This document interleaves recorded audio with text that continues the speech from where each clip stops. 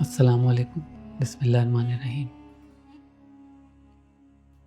پچھلی قسط میں ہم نے پڑھا فرشتوں کے بارے میں کہ فرشتے کیا ہیں، انہیں کب بنایا گیا، یہ مخلوق کس چیز کی بنی ہے، ان کا کام کیا ہے، کس طریقے سے قرآن، حدیث اور بائبل تینوں جگہ فرشتوں کا بہت ہی تفصیل سے ذکر آتا ہے۔ فرشتے کیسے انسانوں سے انٹریکٹ کرتے ہیں، ہمارے زندگی میں ان کا کیا مقصد ہے، اور سب سے ضروری چیز کہ سائنٹیفکلی ہم نے دیکھا کیسے یہ فرشتے ایگزسٹ کر سکتے ہیں اور کس طریقے سے ہمارے ارد گرد ہر وقت موجود ہیں۔ اور آج ہم لوگ جانیں گے انشاءاللہ کئی الگ الگ فرشتوں کے بارے میں۔ کچھ فرشتے تو ایسے جن کا آپ نے کبھی نام بھی نہیں سنا ہوگا۔ سب سے پہلے تو جیسا کہ ہم نے پچھلی قسط میں بھی پڑھا کہ فرشتے جو ہیں ان کا جو نام ہے ملائکہ، یہ نکل کر کہاں سے آتا ہے؟ ملک یعنی ایک فرشتہ اور اس کی جمع ملائکہ، جو پیغمبر کے مطلب سے نکل کر آتے ہیں۔ جبرائیل علیہ السلام یہ وہ فرشتے ہیں جن کے ذریعے اللہ نے رسول اللہ صلی اللہ علیہ وسلم کو وحی بھیجی۔ قرآن اللہ نے جبرائیل علیہ السلام کے ذریعے پہنچایا نبی صلی اللہ علیہ وسلم تک۔ جبرائیل علیہ السلام انسانی شکل میں ظاہر ہوئے نبی صلی اللہ علیہ وسلم کے سامنے تاکہ سیدھی بات ہو سکے، جو کہ ان کے جو پیغمبر کا کام ہے وہ پورا کرنے کے لیے مناسب تھا۔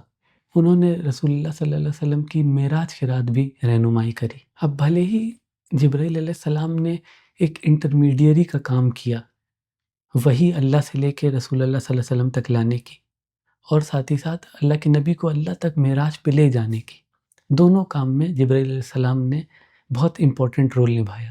لیکن اس کا مطلب یہ نہیں ہے کہ انسان کو اللہ تک پہنچنے کے لیے کسی کی ضرورت ہے۔ آپ کو کسی سے بھی گزر کے اللہ تک نہیں جانا پڑے گا، اللہ آپ کے قریب ہے۔ قرآن میں جبرائیل علیہ السلام کا ذکر، کچھ آیتوں میں ذکر آیا ہے نام سے جبرائیل علیہ السلام کا قرآن میں۔ سورۃ البقرہ میں اللہ تعالیٰ فرماتے ہیں، کہہ دیجئے جو جبرائیل کا دشمن ہے، کیونکہ وہ اللہ کی مرضی سے آپ کے دل پر وحی اتارتے ہیں، اللہ کا پیغام اتارتے ہیں۔ یہ وہ پیغام ہے جو پہلے سے آئی ہوئی توریت اور انجیل تمام کتابوں کی تصدیق کرتا ہے، لوگوں کی رہنمائی کرتا ہے، اور مومنوں کے لیے خوشخبری ہے۔ جو اللہ اور اس کے فرشتے اور رسولوں، جبرائیل اور میکائیل کا دشمن ہے تو اللہ بھی اس کا دشمن ہے۔ ایمان کے کچھ فرائض میں فرشتوں میں ایمان رکھنا بھی ہے، جس طریقے سے اللہ پہ ایمان رکھنا، اللہ کے تمام رسولوں پہ ایمان رکھنا، کہ اس چیز پہ ایمان رکھنا کہ اللہ کی جو کتابیں آئی ہیں اللہ نے نازل کی تھی، غیب پہ ایمان رکھنا، جنت اور جہنم میں، اسی طریقے سے اللہ کے فرشتوں پہ ایمان رکھنا بھی ایمان کا حصہ ہے۔ جو یہ نہیں مانتا کہ فرشتے ہیں اللہ کے، وہ ایمان پہ ہی نہیں ہے۔ سورۃ التحریم میں اللہ تعالیٰ کہتے ہیں کہ اگر تم دونوں توبہ کرو اس کے پاس تو تمہارے دل اس طرف مائل ہیں، لیکن اگر تم دونوں اس کے خلاف ایک دوسرے کی مدد کرو تو سچ ہے کہ اللہ اس کا مددگار ہے، اور جبرائیل اور ہر ایک نیک بندہ جو ایمان لائے، اور اس کے علاوہ فرشتے اس کی مدد کریں گے۔ کچھ اور آیتوں میں روح کا ذکر ہے، جسے زیادہ تر اسلامک اسکالرز جبرائیل علیہ السلام سے متعلق سمجھتے ہیں۔ سورۃ الشعراء میں اللہ تعالیٰ فرماتے ہیں، اور یہ سچ ہے کہ یہ رب کی وحی ہے جسے امانت دار روح یعنی جبرائیل علیہ السلام نے تیرے دل پہ اتارا تاکہ آپ ڈرا دینے والوں میں سے ہوں، صاف عربک زبان میں۔ سورۃ النحل میں اللہ تعالیٰ کہتے ہیں، کہیے کہ روح القدس نے یعنی جبرائیل علیہ السلام نے آپ کے رب کی طرف سے سچائی کے ساتھ وحی اتاری تاکہ ایمان والے مضبوط ہوں اور مسلمانوں کے لیے رہنمائی اور خوشخبری ہو۔ دوسری طرف حدیث میں بھی بڑی تفصیل سے جبرائیل علیہ السلام کا ذکر آتا ہے۔ جو زیادہ تر کیریکٹرسٹکس ہیں جبرائیل علیہ السلام کی، وہ حدیث سے ہی ہمیں ملتی ہیں۔ جبرائیل علیہ السلام مقرر وقت پہ ہی رسول اللہ صلی اللہ علیہ وسلم کے پاس آتے تھے، قرآن کی آیت ظاہر کرنے اور انہیں دہرانے کو کہتے۔ رسول اللہ صلی اللہ علیہ وسلم سنتے، دہراتے اور اللہ کے کلام کو یاد رکھتے۔ جبرائیل علیہ السلام انسان کی شکل میں انبیاء کے سامنے ظاہر ہوتے ہیں، کبھی وہ صرف آواز کے ذریعے وحی پہنچاتے ہیں۔ حضرت عمر نے روایت کری کہ ایک شخص رسول اللہ صلی اللہ علیہ وسلم اور ان کے صحابہ کی مجلس میں آیا، کسی کو نہیں پتا کہ وہ کون تھا۔ وہ بہت ہی سفید کپڑوں اور کالے بالوں والا تھا۔ لوگ سمجھ نہیں پائے کہ ایسے ریگستان میں اتنے کلین اور صاف کپڑوں میں کیسے کوئی انسان یہاں تک آ سکتا ہے۔ وہ نبی صلی اللہ علیہ وسلم کے بہت ہی قریب آیا، بیٹھا اور اسلام کے بارے میں تفصیل سے سوال کیے۔ جب نبی صلی اللہ علیہ وسلم نے جواب دیا تو اس شخص نے کہا اللہ کے نبی سے کہ آپ نے صحیح جواب دیا۔ صحابہ بڑے شوق تھے کہ کون اللہ کے نبی کو کہہ رہا ہے کہ آپ صحیح بول رہے ہیں یا غلط بول رہے ہیں۔ اس کے جانے کے بعد نبی صلی اللہ علیہ وسلم نے اپنے صحابہ کو بلایا اور بتایا کہ یہ جبرائیل تھے جو آپ کو آپ کا دین سکھانے آئے تھے۔ تو دوسرے لوگوں نے بھی جبرائیل علیہ السلام کو انسانی شکل میں دیکھا، لیکن صرف رسول اللہ صلی اللہ علیہ وسلم نے جبرائیل علیہ السلام کو ان کی اصلی شکل میں دیکھا ہے۔ اللہ کے نبی نے جبرائیل علیہ السلام کو 600 پروں کے ساتھ اس طریقے سے دیکھا اپنے اصلی فارم میں کہ ان کے جو پر تھے وہ پورے آفاق کو گھیرے ہوئے تھے، یعنی ایسٹ سے ویسٹ تک سب چیز ڈھک گیا تھا ان کے پروں سے۔ مسند احمد میں ایک واقعہ ہے جبرائیل علیہ السلام اور ایک دوسرے فرشتے کے متعلق۔ ایک بار یہودیوں کی ایک جماعت آتی ہے رسول اللہ صلی اللہ علیہ وسلم کے پاس اور کہتی ہے اگر آپ ہمارے سوالوں کا جواب دے دیتے ہیں تو ہم آپ کو سچا نبی تسلیم کر لیں گے اور آپ کی پیروی بھی کریں گے۔ نبی صلی اللہ علیہ وسلم نے بھی ان سے یہ وعدہ لیا۔ پھر 3 سوال تو ہو گئے، لیکن جب چوتھا سوال تھا وہ انہوں نے پوچھا کہ یہ بتائیں کہ رات کون ہے؟ رسول اللہ صلی اللہ علیہ وسلم نے جواب دیا کہ رات اللہ کا ایک فرشتہ ہے جو بادلوں کا ذمہ دار ہے، یعنی وہ ایک ایسی فورس ہے جو بادلوں کو کنٹرول کرتی ہے، بادلوں کو ایک جگہ سے دوسری جگہ لے جا سکتی ہے۔ یہودیوں نے اس جواب کی سچائی تسلیم کی اور پھر اپنا 5واں سوال پوچھا۔ ہر نبی کے ساتھ ایک فرشتہ ہوتا ہے جو وحی لے کر آتا ہے، آپ کے ساتھ فرشتہ کون ہے؟ نبی صلی اللہ علیہ وسلم نے جواب دیا کہ میرے ساتھ جو فرشتہ ہیں وہ ہیں جبرائیل علیہ السلام۔ یہ سن کر کے یہودی گھبرا گئے اور بولے جبرائیل وہ تو جنگ اور سزا لانے والے فرشتے ہیں، وہ ہمارے دشمن ہیں، ہم ان میں نہیں مانتے۔ اس پہ پھر آیت نازل ہوتی ہے اللہ کی طرف سے جو ہم نے پہلے ہی پڑھی۔ اگر آپ نے میکائیل کہا ہوتا تو رحمت، روزی، بارش لاتے تو ہم آپ کی بات قبول کر لیتے۔ یہاں پر ہی وہی سورہ بقرہ کی آیت نازل ہوئی کہ جو جبرائیل کا دشمن ہے اللہ اس کا دشمن ہے۔ اور اب یہاں ذکر جب آ گیا میکائیل علیہ السلام کا تو دیکھتے ہیں میکائیل علیہ السلام کے بارے میں کیا باتیں آتی ہیں۔ میکائیل علیہ السلام کو اکثر زمین پہ روزی اور رحمت والا فرشتہ کہا جاتا ہے۔ علماء کا ماننا ہے کہ اللہ نے انہیں فطرت کا نگہبان بنایا ہے۔ یہ چیز یقین دلاتا ہے کہ زندگی کے لیے ضروری جو روزی ہے ہر مخلوق تک پہنچتی ہے۔ کچھ علماء جیسے امام الغزالی سمجھتے ہیں میکائیل علیہ السلام ان فرشتوں کے سردار ہیں جو بارش اور نباتات کو سنبھالتے ہیں، جیسے فصلوں کی پیدائش اور کھانے کے وصول ہوتی ہے۔ اس طرح میکائیل زندگی کے چکر میں اہم کردار نبھاتے ہیں، اللہ کی رحمت اور روزی کا ذریعہ بن کر۔ میکائیل کی اہمیت رسول اللہ صلی اللہ علیہ وسلم کی دعاؤں میں بھی ظاہر ہوتی ہے۔ روایت ہے کہ اللہ کے نبی نے اپنی دعاؤں میں میکائیل پر برکت مانگی، ان کے زمین پہ زندگی کے سنبھالنے کا جو اہم کردار ہے اس کو تسلیم کرتے ہوئے۔ مسند احمد کی روایت ہے علی بن حسین سے رضی اللہ عنہ، انہوں نے ذکر کیا کہ میکائیل کا اصلی نام عبید اللہ ہے جو ان کی اللہ کی خدمت اور بندگی کو ظاہر کرتا ہے۔ ایک اور بڑی گہری حدیث ہے جو میکائیل علیہ السلام کے کردار کو ظاہر کرتی ہے۔ سنن صغیر میں رسول اللہ صلی اللہ علیہ وسلم نے ایک بار جبرائیل علیہ السلام سے پوچھا جبرائیل میں نے کبھی میکائیل کو مسکراتے ہوئے نہیں دیکھا۔ جبرائیل علیہ السلام نے جواب دیا اے اللہ کے رسول جب سے جہنم بنی میکائیل نے مسکرایا نہیں ہے۔ یہ دکھاتا ہے کہ میکائیل علیہ السلام کس طریقے سے متاثر ہیں اس آخرت کے دن سے، کس طریقے سے انہیں اس کا علم ہے، کس طریقے سے وہ جانتے ہیں کہ جو مخلوق ہے اللہ کی کس تعداد میں جہنم میں جانے والی اور کس تکلیف سے انہیں گزرنا پڑے گا ہمیشہ ہمیشہ۔ ان کی ہمیشہ کی یہ اداسی انسانی تقدیر اور الہی نظام ان دونوں سے ان کے جو گہرا تعلق ہے اسے دکھاتی ہے۔ قرآن میں میکائیل کا جبرائیل کے ساتھ ذکر ہوا ہے اور یہ بھی ان کے بلند درجے کو ظاہر کرتا ہے جو اللہ اس کے فرشتوں، رسولوں جبرائیل اور میکائیل کا دشمن ہے تو اللہ بھی ان کا دشمن ہے۔ یہ آیت میکائیل کو سب سے اونچے فرشتوں میں رکھتی ہے، ان سے اللہ کی قربت اور کائناتی نظام میں جو اہم کردار ہے اس کو ظاہر کرتی ہے۔ اب اس کے بعد اگلے فرشتے جن کا ذکر آتا ہے یہ ہے اسرافیل علیہ السلام، قیامت کے ایک ایسے فرشتے جن کے بارے میں سن کر کے ہی لوگ خوفزدہ ہو جاتے ہیں۔ قیامت کے دن سور پھونکنے کا کام انہیں دیا گیا ہے۔ یہ سور جو حدیثوں میں ایک سینگ جیسا بیان ہوا ہے دنیا کے خاتمے اور آخری حساب کتاب کے شروعات کا عالم ہوگا۔ مسند احمد میں رسول اللہ صلی اللہ علیہ وسلم نے اسرافیل علیہ السلام کے جو کردار ہے اس کی گہرائی بیان کی ہے۔ میں کیسے آرام کر سکتا ہوں جب اسرافیل نے سور اپنے منہ پہ، اپنے ہونٹوں پہ لگا رکھا ہے اور وہ پھونکنے کے لیے تیار ہے اور صرف انتظار ہے تو اللہ کے حکم کا۔ یہ بیان اس واقعے کے سیریسنس کو دکھاتا ہے کیونکہ اسرافیل اپنی ذمہ داری کو پورا کرنے کے لیے تیار کھڑے ہیں جب سے یہ کام انہیں سونپا گیا ہے، اور جہاں تک میرا خیال ہے یہ کام بھی انہیں سونپ دیا گیا جب انہیں بنایا ہی گیا، کیونکہ انہیں اسی پرپس کے لیے ہی بنایا گیا۔ اسرافیل علیہ السلام کا کام 2 بڑے سور پھونکنے پر ہے۔ پہلا سور سب زندگی کو تباہ کر دے گا، اور دوسرا سور تمام مردوں کو زندہ کرے گا واپس سے حساب کتاب کے لیے۔ یہ قرآن کی مختلف آیتوں میں ذکر ہے، جیسے اور سور پھونکا جائے گا اور جو آسمانوں میں ہے اور جو زمین پر ہے سب مر جائیں گے سوائے ان کے جنہیں اللہ چاہے، پھر دوبارہ پھونکا جائے گا اور وہ ایک دم کھڑے ہو کر دیکھیں گے۔ حالانکہ اس میں اسرافیل علیہ السلام کا نام نہیں ہے۔ سور پھونکنے کا کام حدیثوں سے ہمیں پتہ چلتا ہے کہ اسرافیل علیہ السلام کو دیا گیا ہے۔ پہلا سور نفخۃ الفزع یا پھر ڈر کا سور، جو آسمان اور زمین کے تمام مخلوق میں ڈر پیدا کر دے گا اور انہیں مار دے گا سوائے ان کے جنہیں اللہ چھوڑنا چاہے۔ دوسرا سور نفخۃ البعث یا قیامت کا سور، جو سب کو زندہ کرے گا، قیامت کے دن کی شروعات کرے گا۔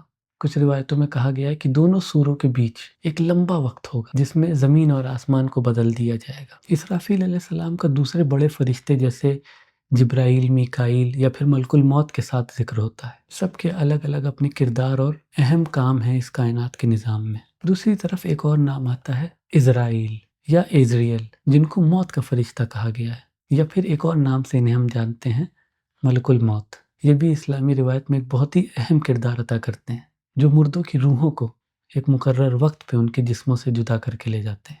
حدیثوں میں کافی صاف ذکر آیا ہے ان کا۔ عزریل کا نام قرآن میں ڈائریکٹلی نہیں آیا ہے، لیکن موت کے فرشتے کا جو تصور ہے وہ بہت ہی صاف ہے قرآن میں۔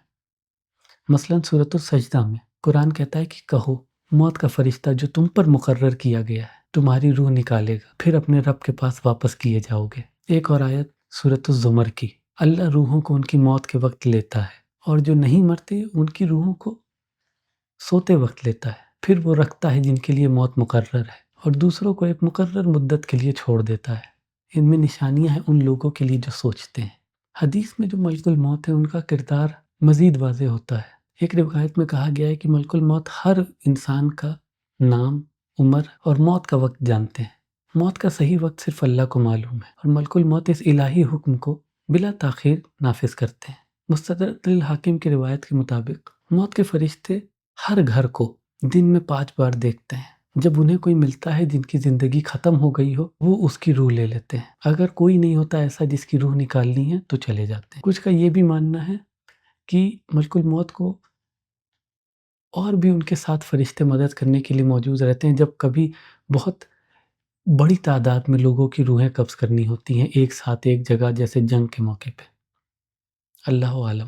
فرشتوں کے پاس ایک چیز تو ہے، وہ ہے غیر معمولی طاقت اور مختلف شکلوں میں آنے کی قابلیت۔ ان کو ایسی فلیکسیبل مخلوق بتایا گیا ہے جو اپنے کام کے حساب سے کوئی بھی فارم لے سکتے ہیں، کوئی بھی روپ لے سکتے ہیں۔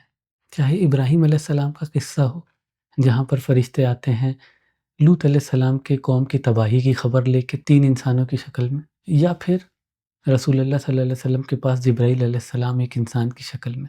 وہی فرشتے آگے جاتے ہیں لوط علیہ السلام کے پاس بھی، انہیں بھی وارننگ دیتے ہیں کہ آپ رات کے ایک پہر میں لے کے نکل جائیں اپنے گھر والوں کو، کیونکہ یہ قوم اب تباہ ہونے والی ہے۔ جبرائیل علیہ السلام مریم علیہ السلام کے پاس آتے ہیں ایک انسان کی شکل میں۔ اللہ نے سورہ مریم میں بتایا کہ جب ہم نے جبرائیل علیہ السلام کو مریم علیہ السلام کے پاس بھیجا تو وہ ایک مکمل انسان کی شکل میں وہاں پر موجود تھے ان کے سامنے۔ اس کے بعد کچھ فرشتے ہیں جن کو انسانی شکل میں دیکھنے کا تصور کبھی بھی ہوا نہیں، کسی بھی انبیاء کے کسی بھی قصے میں، حدیث یا قرآن کہیں بھی نہیں ملتا ہمیں، جن میں سے سب سے پہلے ہیں کرامن کاتبین۔ جب کوئی بچہ بڑا ہوتا ہے اور سمجھدار ہو جاتا ہے تو 2 فرشتے مقرر کر دیے جاتے ہیں اس کے عمل لکھنے کے لیے۔ یہ فرشتے کرامن کاتبین ہیں، شرف لکھنے والے، اس نام سے بھی جانا جاتا ہے انہیں، اور ہر کام کو یہ بہت ہی باریکی سے قلم بند کرتے ہیں۔ ایک فرشتہ دائیں طرف ہوتا ہے اور ایک بائیں طرف، اور کچھ بھی ایسا نہیں بولا جاتا یا کیا جاتا جو یہ نہ لکھیں۔ یہ فرشتے انسان کے ساتھ اس کی زندگی بھر رہتے ہیں، اچھے اور برے عمل لکھتے ہیں۔ جب موت کا وقت آتا ہے تو موت کے فرشتے یعنی ملک الموت روح کو جسم سے الگ کرنے آتے ہیں۔ موت کا عمل بھی بہت ہی باریکی اور خیال کے ساتھ کیا جاتا ہے۔ یہی کتاب آگے چل کے ہمارا اعمال نامہ بنتا ہے۔ اگر آپ کو اس کے بارے میں اور ڈیٹیل میں جاننا ہے تو آپ میرا 2nd ویڈیو دیکھ سکتے ہیں اس سیریز کا، جو کہ ہے ٹائم، قرآن اور سائنس میں۔ اس میں نے بتایا ہے کہ کیسے لوح محفوظ اور آپ کا اعمال نامہ ریلیٹڈ ہے، اور آپ کے اعمال نامہ کو کس طریقے سے پریزنٹ کیا جائے گا، اور لوح محفوظ میں سے کیا چیزیں اس میں لی جائیں گی، کیا ہٹائی جائیں گی۔ اگلے فرشتے جن کا نام آتا ہے بہت زیادہ لوگوں نے سنا ہے، وہ ہے منکر نکیر، قبر کے فرشتے۔ موت کے بعد جب انسان کو قبر میں رکھا جاتا ہے تو 2 فرشتے منکر اور نکیر اس کے ایمان اور عمل کے بارے میں سوال کرنے آتے ہیں۔ ان سے 3 سوال کرتے ہیں: آپ کا رب کون ہے؟ آپ کا دین کیا ہے؟ اور آپ کے نبی کون ہے؟ یہ فرشتے انسان کی زمینی زندگی میں اس کے اعمال اور ایمان کی جانچ کرتے ہیں، پیدائش سے موت کے بعد تک۔ کچھ فرشتے انسان کے ہر وقت قریب رہتے ہیں، ان میں کرامن کاتبین ہیں جو خاص طور پہ انسانوں کے سارے عمل لکھنے کے لیے مقرر ہوتے ہیں۔ ابن عباس رضی اللہ عنہ کے مطابق رسول اللہ صلی اللہ علیہ وسلم نے فرمایا کہ یہ جو فرشتے ہیں یہ سب سے اچھے اخلاق اور ادب سے نوازے گئے ہیں۔ وہ اتنے شریف ہیں کہ 2 خاص موقعوں پہ انسان سے دور بھی ہو جاتے ہیں، جب انسان ناپاکی کی حالت میں ہو یا جب وہ نہا رہا ہو۔ یہ عمل ان کی شرافت اور پاکیزگی کو ظاہر کرتا ہے۔ اب جو فرشتوں کے نام آنے والے ہیں یہ ہو سکتا ہے آپ نے کبھی بھی نہ سنے ہوں، جن میں سب سے پہلا نام ہے معقبات، یعنی حفاظت کرنے والے فرشتے۔ ایک اور جماعت فرشتوں کی جو ہمارے قریب ہے انہیں معقبات کہا گیا ہے۔ سورۃ الرعد میں ان فرشتوں کا ذکر آیا ہے کہ وہ انسان کے آگے اور پیچھے مقرر ہوتے ہیں، اللہ کے حکم سے ان کی حفاظت کرتے ہیں۔ حضرت علی بن ابی طالب رضی اللہ عنہ نے فرمایا ہر انسان کے ساتھ حفاظتی فرشتے ہوتے ہیں جو اس کی حفاظت کرتے ہیں۔ یہ فرشتے اللہ کی مرضی سے یہ یقین دلاتے ہیں کہ کوئی بھی نقصان نہیں پہنچ سکتا کسی بھی انسان کو جب تک کہ تقدیر میں وہ لکھا نہ ہو یا موت کا وقت نہ آئے۔ ان کا یہ حفاظتی کردار سورۃ الطارق میں بھی تصدیق کرتا ہے، کوئی ایک روح نہیں جس کے اوپر ایک حافظ نہ ہو۔ کچھ اور فرشتے جن میں سے نام آتا ہے زبانیہ کا، یہ وہ ہیں جو جہنم کے محافظ ہیں۔ زبانیہ جو کہ سقر میں مقرر ہے، اللہ نے جو سزا دی ہے لوگوں کو اس کے نگہبان ہیں اور اس کو نافذ کرنے والے ہیں۔ ان کی موجودگی اللہ کے جو عدل ہے اس کی سختی کی یاد دلاتی ہے، ان کی جو صفات ہے وہ ڈر پیدا کرتی ہے، بے شمار پر اور ایک زبردست طاقت جو کسی کو نہیں چھوڑتی جس کی سزا مقرر ہے۔ یہ فرشتے صرف سزا نافذ نہیں کرتے، یہ یقین دلاتے ہیں کہ ہر روح کو اس کا بدلہ ملے گا، جتنا بھی آپ نے غلط کام کیا ہے وہ عدل ہوگا۔ اگلے آتے ہیں کروبیون، یہ وہ فرشتے ہیں جو اللہ کے عرش کے قریب ہیں اور سب سے اونچے درجے کے فرشتے ہیں۔ یہ کروبیون لفظ کرب سے نکلا ہے جس کا مطلب ہوتا ہے دکھ، یعنی سورو یا افسوس، اور یہ نام انہیں اس وجہ سے دیا گیا ہے کیونکہ ان کا جو اللہ کا ڈر ہے اور اللہ کی عظمت کا جو احساس ہے وہ بہت بڑا ہے۔ یہ بھی کہا جاتا ہے کہ یہ لفظ قرب سے نکلا ہے، یعنی قریبی، جو اللہ کے عرش کے سب سے زیادہ قریب ہیں اور اللہ کی عبادت میں ثابت قدم ہیں۔ فرشتے جو اللہ کے نور سے بنائے گئے ہیں اس کی عبادت اور اس کی خدمت میں لگے ہوئے ہیں۔ یہ کائنات کا ایک بہت ہی اہم حصہ ہے۔ وہ نہ صرف اللہ کے حکم کو نافذ کرتے ہیں بلکہ انسان کی پیدائش سے لے کر کے اس کے موت تک اور اس کے بعد بھی اس کے ساتھ رہتے ہیں۔ جبرائیل سے لے کے ملک الموت تک ہر فرشتے کا اپنا ایک مقرر کردار ہے، چاہے وہ وحی پہنچانا ہو، روزی دینا ہو یا پھر روح قبض کرنا ہو۔ قرآن کے ساتھ ساتھ بائبل کا بیان بھی ان کی عظمت کو ظاہر کرتا ہے۔ لیکن یہ یاد رکھنا بھی ضروری ہے کہ فرشتے بھی اللہ کی مخلوق ہیں، وہ ہمیشہ سے نہیں تھے، اور قیامت کے دن جب سور پھونکا جائے گا تو تمام کائنات کے ساتھ ان کا بھی ایک انجام ہونا ہے۔ صرف اللہ ہی ہمیشہ تھا اور ہمیشہ رہے گا، اور اس کی مرضی سے ہی یہ ساری کائنات اور اس کے فرشتے سب کچھ وجود میں ہے۔ اس لیے فرشتوں کی کہانی، فرشتوں کے قصے، فرشتوں کی کردار انسان کو اللہ کی قدرت اور اس کے عدل کی یاد دلاتی ہے، جو ہر چیز کو اپنے حکم سے چلاتا ہے۔ اس کے آگے کی چیزیں اگلی قسط میں۔ السلام علیکم۔